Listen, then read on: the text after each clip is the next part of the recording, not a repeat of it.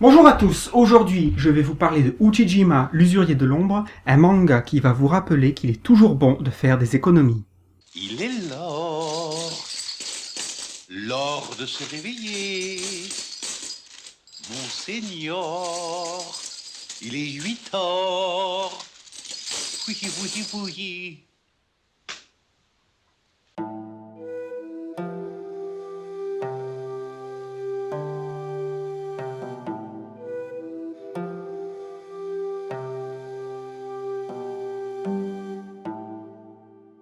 Uchijima, l'usurier de l'ombre, est le fruit de l'auteur Shohei Manabe. Il est prépublié au Japon depuis 2004, et l'édition française nous est proposée par Kana depuis 2007. Notons que c'est un manga fleuve, puisqu'il est toujours en cours, avec déjà une trentaine de volumes. Il fut adapté par 2 fois au cinéma, et ce depuis 2012. 前から試したかったんだ。金は奪うか奪われるかだ。犯罪者のくせに偉そうにしてるやつらに示談金取ってやろうと思ってな。いつまでママの借金を払わなきゃいけないの？そりゃ借金払い終わるまでだろ。だからなんで私が？逃げられると思ってんの。映画闇金牛島くん。 Ce manga prend pour toile de fond un phénomène social bien réel au Japon, celui des yamikin. Ceux-ci sont en fait des usuriers, c'est-à-dire des gens prêtant de l'argent, et ce de manière complètement illégale. Et ce à des taux d'intérêt astronomiques, à savoir 50% sur 10 jours. Nous faisons alors connaissance avec Uchijima, l'un de ces usuriers. Il a à peine 23 ans, mais possède déjà sa petite agence de prêteurs. Avec ses quelques employés, il passe donc son temps soit à prêter de l'argent, soit à traquer les mauvais payeurs qui ne remboursent pas à temps. Car une chose est évidente, Uchijima se fait toujours rembourser, peu importe les méthodes employées. I am the danger. A guy opens his door and gets shot and you think that of me? No. I am the one who knocks. Volume après volume, on va donc assister à un défilé hétéroclite de clients. Et à chaque nouvelle histoire, on découvre comment telle ou telle personne s'est endettée, au point de devoir faire appel à Uchijima, quelles qu'en soient les conséquences. Ici, on va donc suivre la vie de gens très ordinaires, confrontés à leurs addictions, leurs démons et leurs faiblesses. Et Uchijima devra toujours faire preuve de plus de ruse et d'ingéniosité pour passer au travers des mailles du filet de la loi et de la police.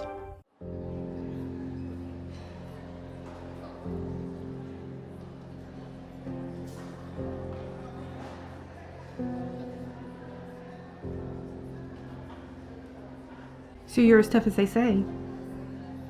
I do what I do best. I take scores. You do what you do best. Try to stop guys like me. So, you never wanted a regular type life? The hell is that? Barbecues and ball games? Yeah. This regular type life. Like your life? My life? No, my life's a disaster zone because I spend all my time chasing guys like you around the block.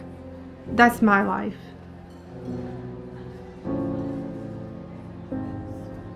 A guy told me one time, don't let yourself get attached to anything you're not willing to walk out on in 30 seconds flat if you feel the heater on the corner.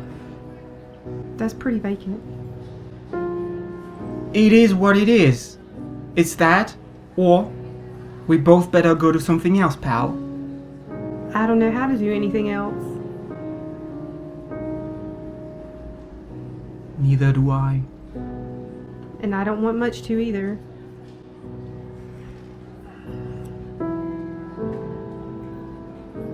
Neither do I. Ce manga nous dépeint donc un quotidien qui se veut très proche de la réalité. Au fil des histoires et des galeries de personnages, on passera beaucoup de temps dans les bas-fonds de la société moderne japonaise. Entre boîtes de nuit, agences de prostitution, salles de jeux déprimantes, bars malfamés et autres cités HLM inquiétantes, nous sommes les témoins d'un spectacle assez peu représenté et donc peu proposé dans les mangas et dans les médias en général. Nous sommes aux antipodes des images d'Épinal que l'on peut avoir du Japon en Occident. Ici, il n'est pas question de tradition, Pas question d'extravagance ni d'exotisme culturel. Il se dégage ainsi de cette œuvre une froideur presque palpable, à l'image de ces cases souvent très chargées d'une représentation de l'urbanisation omniprésente. Peut-être faut-il voir là une allégorie du sort des différents clients de l'usurier. De la même manière qu'ils sont prisonniers de leur choix de vie, qui les conduit à l'endettement impitoyable, tel l'Ouroboros, ils sont prisonniers de cette ville au béton froid, gris et implacable. On notera d'ailleurs que la nature est quasiment absente du récit, à quelques exceptions près. Froideur graphique donc, couplée à une dureté des traits des personnages principaux, Uchijima en tête, lui-même stoïque de manière quasi permanente. À quelques reprises, ses employés tenteront bien de lui arracher un sourire, mais sans succès. Même s'il donne son nom au manga, il apparaît d'ailleurs nettement en retrait dans les différentes histoires, tel un rouage du système, un mal nécessaire, beaucoup plus que comme un protagoniste, une figure de proue. La mise au point se fait nettement davantage sur les différents individus qui seront toujours la clé de voûte des chapitres. Un mari infidèle, un gigolo, une prostituée, une accro au jeu, etc. Une suite de kidam donc qui mettront en lumière tout autant de faiblesses humaines et qui finiront tôt ou tard par devoir faire l'appel au service de l'usurier, ne se rendant pas compte qu'ils ne font qu'aggraver des situations déjà critiques. Le lecteur ne ressentira alors pas forcément d'empathie pour ces personnages, ceci étant le plus souvent une illustration, voire une caricature, des défauts et faiblesses de l'homme, tels que l'addiction, la cupidité, l'incapacité à prendre les bonnes décisions, l'égocentrisme, et on en passe. Au final, Uchijima se présente comme une peinture froide mais fascinante d'un Japon moderne. À l'image de ces personnages prisonniers de l'argent, il sera donc difficile de réchapper à ce manga, sans aucun doute sombre, mais également envoûtant.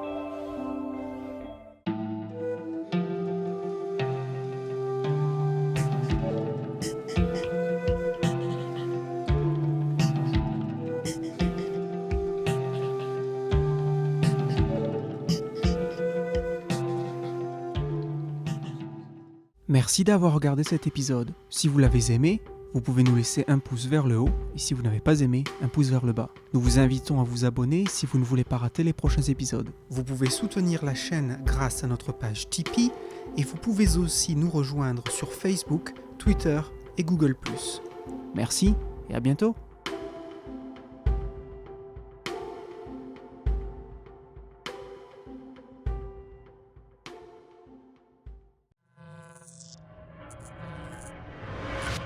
Thank you.